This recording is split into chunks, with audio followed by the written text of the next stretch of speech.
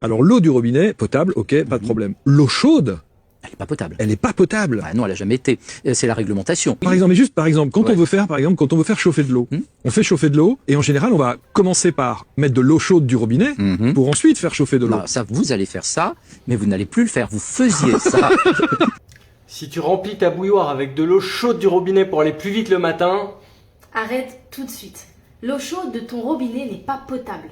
ce n'est pas nous qui le disons, c'est l'Agence nationale de sécurité sanitaire. Et pourtant, beaucoup font ça sans le savoir. Laisse-nous t'expliquer pourquoi c'est un problème et envoie cette vidéo à quelqu'un. Ça nous aide pour le référencement de la chaîne. Premier problème, ton chauffe-eau.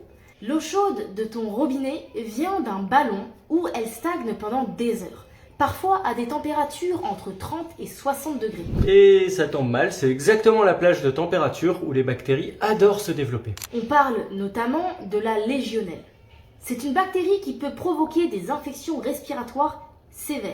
L'ANSES recommande d'ailleurs de maintenir les chauffe-eau à plus de 55 degrés minimum pour limiter ce risque. Mais même comme ça, l'eau qui stagne n'est pas optimale pour la consommation. Deuxième problème, et celui-là est chimique. L'eau chaude est un solvant beaucoup plus agressif que l'eau froide. Ça veut dire qu'elle dissout plus facilement les métaux présents dans les canalisations. Si ton installation a quelques années, tu peux donc avoir du plomb par exemple dans les soudures, du cuivre dans les tuyaux, parfois du nickel dans les raccords. Et l'eau chaude va extraire ces métaux bien plus efficacement que l'eau froide. Une étude de l'Agence de protection environnementale américaine, par exemple, a montré que l'eau chaude du robinet peut contenir des concentrations de plomb significativement plus élevées que l'eau froide du même robinet. La bonne pratique, elle est simple. Utilise de l'eau froide du robinet.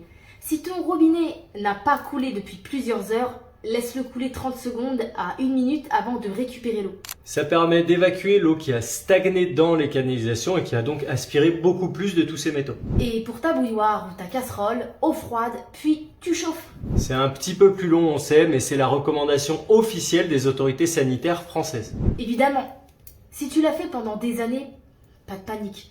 On parle ici de bonnes pratiques pour réduire une exposition à long terme. C'est pas une urgence médicale, c'est de la prévention et c'est simple et gratuit. Si tu veux plus de contenu comme ça, qui décrypte les gestes du quotidien, abonne-toi.